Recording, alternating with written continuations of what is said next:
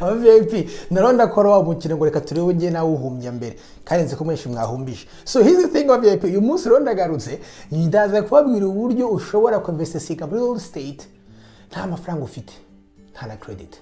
No money, no problem. No credit, no problem. Uyu munsi ndaza kuba tumwe turi creative. Ukuntu ushobora kwinvestinga hano muri Amerika no muri Canada nta mafaranga. Let's go.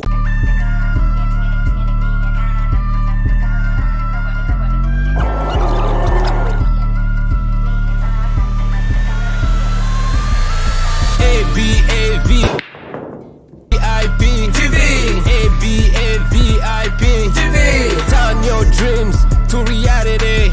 Think different. Leave a legacy. Yes you can. Yes you can. Yes you can. Yes you can. If you see it, you can have it in your pocket. ABAVIP TV. ABAVIP TV. Coach Gael.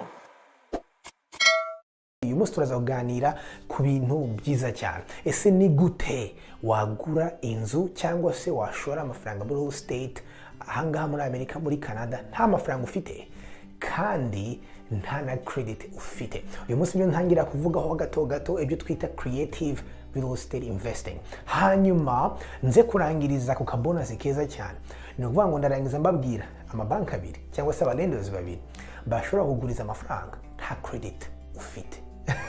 Ibyo rero muze mbahishiye uyu munsi. Niba ngo reka rero tugenda. Reka mbanze ntangire mbabaza kino kibazo wa VIP. Umuntu akweretse deal akakoreka nk'inzu igura 1000. Uzi neza ko yarenze 200,000 y'amadolari cyangwa se 300. Ariko umuntu yakubwira ati 10,000 uyitwara. Abigenza ute?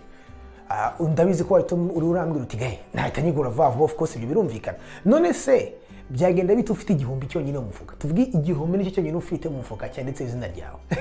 Ariko umuntu arakugurisha inzu ya 20 kandi urabizi ko iyo nzu maze kuyigura watugenda ukayigurisha ugakuramo 200,000. Nzi neza mu VIP ko wararugenda ntacyo utakora kugira ngo ushakishe bya 20. Nuvuga ngo ngo niho haze icyo umuntu yita creative. Nuvuga ngo ugomba kuba creative cyangwa se ugomba gutekereza uburyo buri creative kugira ngo ubashe kubona ya mafaranga ubashe kugira. So nuvuga ngo uyu munsi ama tips nza kubaha na ama tips hano muri real estate investors dukoresha ari creative. Ni ukuvuga ngo ikintu creative ni ikintu kidari conventional. Conventional ni kwa kundi ufite amafaranga ukajya muri banki ugashiraho 20% gangaye kwijana hanyuma banki akakuguriza amafaranga. Ariko rimwe na rimwe hari igihe kigera ugasanga nta mafaranga ufite cyangwa se nta credit ufite cyangwa se ufite amadeni menshi ku buryo banki itakongera ideni. Ngiye mu yandi magambo hari igihe bimba ugasanga banki ntishobora kurenza amadeni 2 buri mwaka. Ariko se niba ubonye deal zirenze 2 ubonye 3 5 ku mwaka niki ukora? Icyo gihe rero ukora icyo twita real estate investing. Nuvuga ngo uyu munsi ndabaha ama tip 4 hama mahe na kabonus ko tuntu na tumwe ushobora gukora muri real estate investing.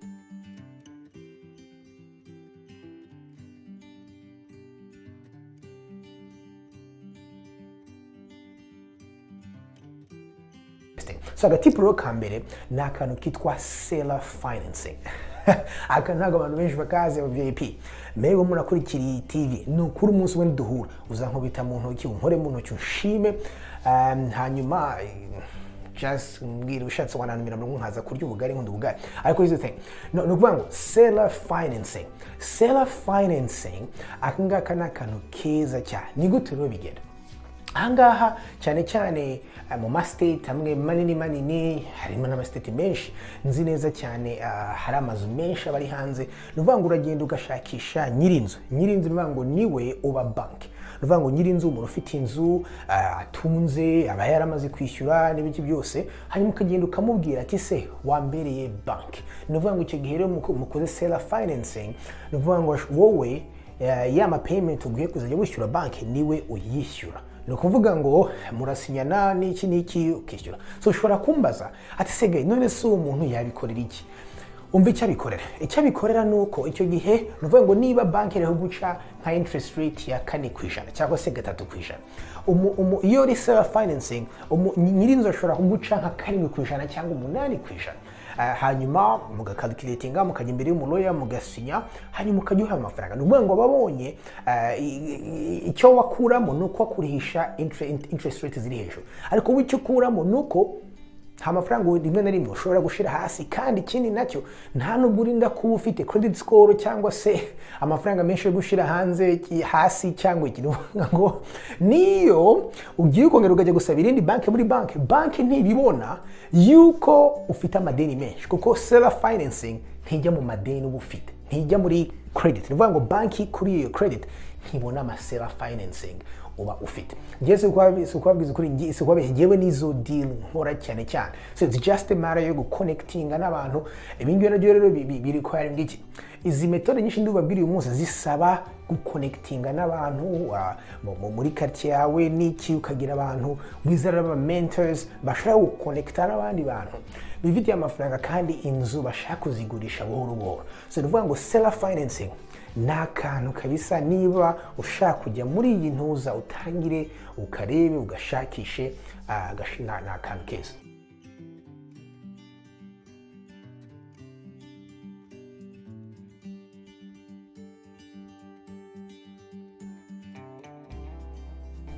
Muri buryo bwa kabiri ushobora kujya muri nicyo twita lease option.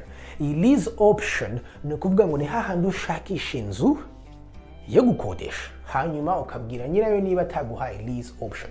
So lease option uvuga ngo murumvikana mugasinyana na nyiri inzu yuko uzayilizinga mu myaka 2.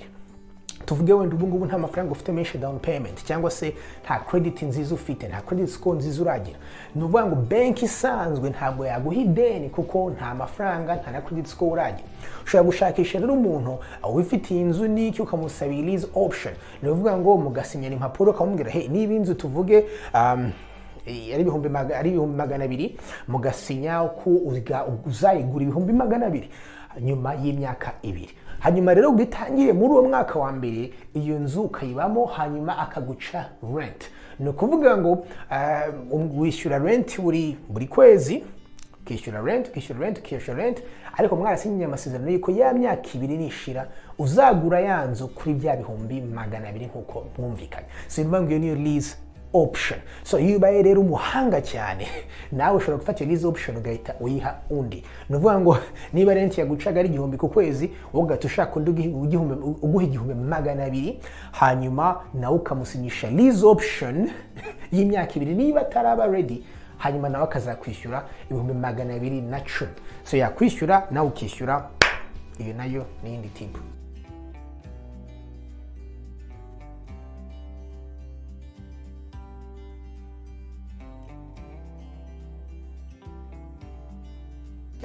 So iyi ni tip rero gatatu yo gukora real estate investing mu buryo buri creative nta mafaranga ufite, no kuzana aba partners.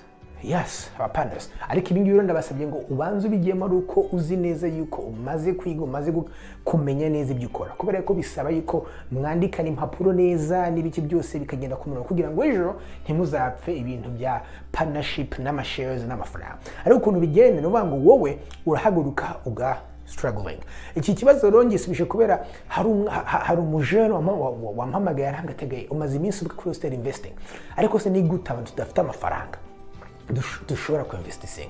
Namusubije ikintu kimwe, ngo niba udafite amafaranga wowe zana icyitwa iki, zana guhasolinga, zana sweat equity. Nivuga ngo muri estate investing ushobora no kuzana sweat equity. Nivuga ngo ushobora kugenduka wowe ukaba umuntu ujya gushakisha amadili, ugashakisha amadili meza, ukazana iki, hanyuma wamara kubona amadili meza ukayazanira abantu bafite amafaranga. Abantu bafite amafaranga, trust me, iyo umuntu afite deal nziza ntashobora kubura amafaranga. Nivuga ngo uzabona umuntu ugwa amafaranga kubera ko ufite deal nziza. Nivuga ngo ukayimushira, hanyuma mugasenyana amasezerano, ushobora kubona hagati ya 30 na 40% y'inyungu, hanyuma nawe ko kwazanya amafaranga yose akaba yabona hagati ya 60 na 40%. So iyo nayo n'ubundi buryo abantu benshi bakoresha hano badafite amafaranga.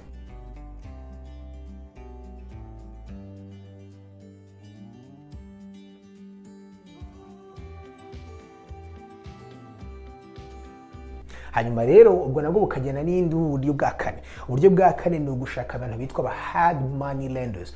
Aba baruzuye. Aba hard money lenders ni abantu babarishize hamwe bafite amafaranga menshi, hama bakayagurisha, bakayaguriza abantu bafite ubwenge, bazi gukora, bazi ama deals meza. Bumva icyo iyo basheho ntibareba ngo ufite credit score ya kangahe, ntibareba credit yawe, ntibareba ikintu na kimwe. Bo bareba deal, bo bashaka kureba deal bazanye. uraza ukamara gutora inzu ukabavuga uti mbonye inzu y'ibihumbi 100 ariko iyi nzu nyisize irangi nkayikora nkagira iki iyi nzu nyibonye hasi kuri make cyane ishobora kwigurisha na 200 zivuga ngo aba hard money lenders barazi iyo nzu bakayireba bakagira iki ukabereka projet yawe n'ibiki byose okay icyo gihe ugasanga baguhaye nk'ibihumbi 120 kagendo ukayigura warangiza ugasiga yanzu kuri amafaranga yandasigaye hanyuma ukayigurisha ukabasubiza amafaranga yabo. Hard money lenders ikibazo cyabo nuko bo icyo bakura mu baguca high interest rate uvuga ngo baguca bo hagati ya 10% na 20% in interest rate. Hanyuma ikindi nacyo amadeni yabo bari short term loans uvuga ngo mu myaka 2 ugomba kubasubiza amafaranga yabo yose. So uvuga ngo aba nabo n'abantu kandi baruzuye as long as ufite deal baruzuye nta credit yawe bareba nta score yawe bareba. They just want to see that deal hanyuma bakaguha amafaranga ukajya guzunguza ukabasubiza yabo bavu. So nuvuga ngo rero nukomeye. So murabizi raba VIP abantu mugumana nanjye ugeza ku musozo ngomba kubaha akabonus. So ariko akabonus nakabantu bashagura amazi yo kubamwo mazi imisi mukukana ama video yanjye ngo shagura amazi yanjye kumwe turacyari bashyashya nta credit turagira nta credit kandi ngewe narinze kwibaho nta mfite nta kina mukaba mufite ibintu byinshi. Ejo bundi naho ndasoma Abavip abantu mutanze cyane mumenye ko ndasoma cyane gituma nsoma no kugira ngo rimwe nicara nkababwira singe babwira ubusa cyangwa se bateshereza umwanya wanyu ubusa nugira ngo ngiye mbaza nanga mbazana ikintu gishyashya buri munsi. Niyo mpamvu urareba iyi video bwa mbere ndakwigeza ukuri umunsi umwe nureba iyi channel ugasanga nkubwiye ikintu ntugire ikintu kimwe wiga. My goodness, zetu one subscribing bigendera. Icyo mbije nuko uzajya wiga ikintu kimwe buri munsi. Tuvuga yati corona ronda soma. Nabonye zino banks ebyiri. Zino abantu ba lenders babiri. Bakora ikintu twita manual underwriting. So nuvuga ngo bo ntago bakora nk'izindi banki cyangwa izindi lenders hano muri America. Nuvuga ngo bo ntibareba system ya credit score. No credit, no problem. So abangaba rero ba mbere nabitwa Churchill.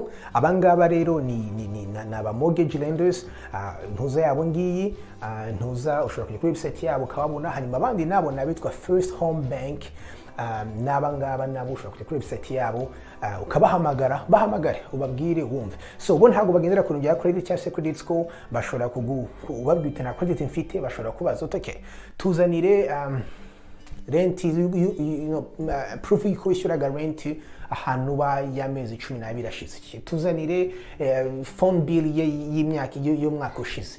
Tuzanire iki bagutuma ibindi bintu byerekana yuko umaze ibyo bize imyaka 12 uriha rent uriha telefone uriha iki. Hanyuma ibyo ngibyo akaba aribyo bagenderaho instead yo kureba credit score yawe cyangwa se credit. So nuvuga ngo rero abatabasha qualifyinga nubwo buryo bwa mbere aba VIP ni mugerageze abangaba no mwumva. So nuvuga ngo rero VIP nabwi hanyuma naho ubutaha God bless.